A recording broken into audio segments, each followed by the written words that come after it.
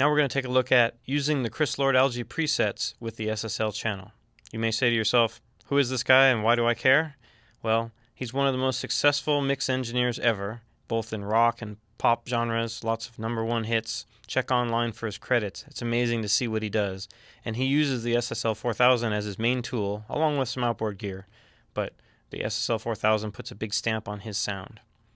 And he's written presets so we can load and see what he does for a drum kit, for example, that makes it a hit.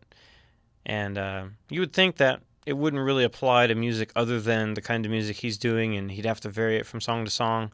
And I'm sure he does vary it a little bit, but as a starting point, these presets are really fantastic and gives you a little insight into the mind of a great hit-making engineer. You can download them on the Waves website. I found them here on the SSL 4000 collection webpage on their site. And if you scroll down to the bottom, you see Wssl presets, and you've got a button here for Mac or PC. That downloads an installer that will add those presets to the preset menu in the Waves plugin. So let's take a look at that. We'll open up an SSL channel, click on load, and now we have a folder here called Wssl, and it's got all of his presets. So let's listen to a kick drum. I've got a drum kit here. Actually, I'll tell you the background of this. This is a fairly good sounding drum set in a small room with some acoustic treatment, but not a lot. Nice mics were used, as you can see on the bottom, and nice preamps, but no EQ or compression was used, so it's all flat, just flat in the room. And I also have a bass player over here plugged in direct to a Neve Pre, I think. So let's listen.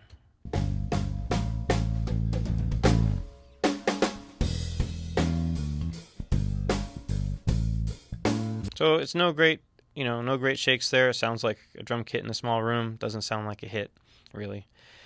But there's the potential there. It's hard to imagine that it all will sound great. When I mixed this song before, I used different EQ and compressor plugins before I had the SSL channel, and it sounded good, but my faders kind of ended up all over the place, and I had to tweak each individual thing and kind of find its optimum spot. And I'm not sure I found quite as optimum a spot as I find by using the Wssl presets and the great sounding plugin. Also interesting, Chris's presets are so extreme in the areas of compression and EQ, it kind of doesn't matter what your source material is. I tried this experiment on 3 different songs recorded at different places with different drummers and different mics and varying quality, and the presets pretty much got me 90% of the way there every time, with the faders all set the same level. So I just set my faders all the way across. I got them all set at -3 here, and it's just amazing how close that gets you to a hit sounding mix. So don't believe? Keep listening. First we've got our kick. It's your typical D12 in a fairly bright small kick. Let's go ahead and load the Wssl preset. And we'll he's got 2 different ones here. Kick 1. There's 1. There's 2. Maybe those are designed for the inside and outside mic, I'm not sure. But this is kind of an outside mic, and I like that. That's really cool. Now, he's doing some extreme stuff. Check it out. +15 at 8K shelving, -15 at about 800, and +9 at about 50 bell-shaped EQ. And then he's got the compressor after EQ, and he's doing 10 dB of compression on the kick there. Pretty crazy. You may say, well, that's awfully clicky and boomy on the bottom, but after we add the other instruments, you'll see he's carved out a spot for each instrument with that EQ, and that kick will still sound clear and hearable in the mix, even as you add other things. It's genius. All right, take a look at snare. Do the same kind of thing. Got a couple different snare presets here. There we go, snare 1. Well, that added some nice edge to it. More of a trashy version. And a snare deep preset. I think I like that one for this song. Let's go to snare bottom. Really extreme, but sounds pretty cool in there.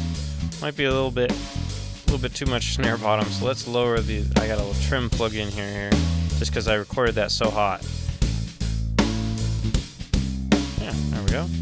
Let's go to toms here. We've got some rack toms.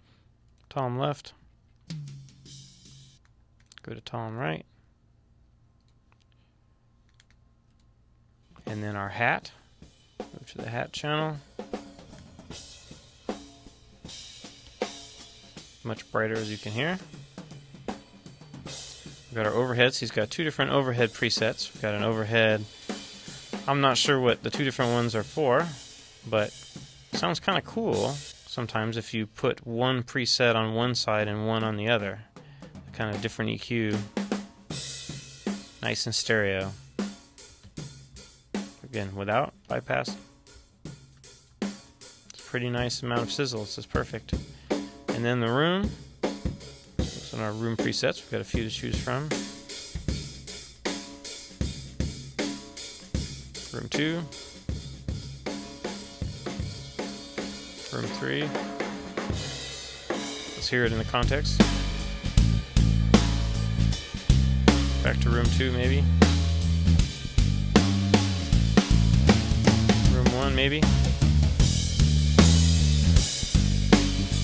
That one's a lot brighter. Yeah, let's keep that one. So you can see it's pretty amazing. Let's do a A/B comparison of the whole thing. Here's muted. That's the drum kit before. All the SSL channels bypassed.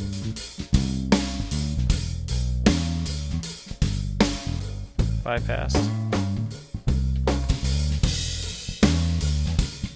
The snare room or the room mics might be a little crazy. Let's go back to room 2.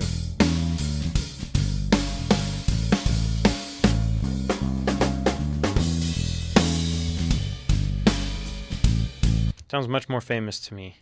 Let's even add the bass into that. Let's listen to what we got for bass. There's stock.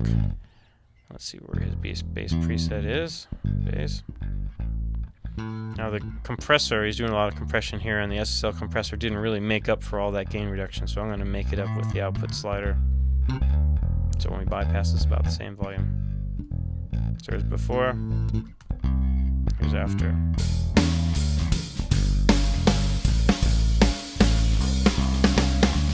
Bypass. In. Again, everybody bypass.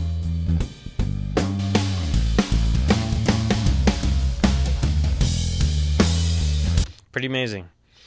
Tried it on a few songs, and it gets you in the ballpark. You might have to tweak depending on your particular drum tuning and miking and all that, but if you've got kind of standard miking, like the books teach on how to mic stuff, at least on your basic, you could have secondary mics all over and do things that are creative, which often happens. But on the basic mics, boy, these basic presets really get you in the ballpark. It's great stuff.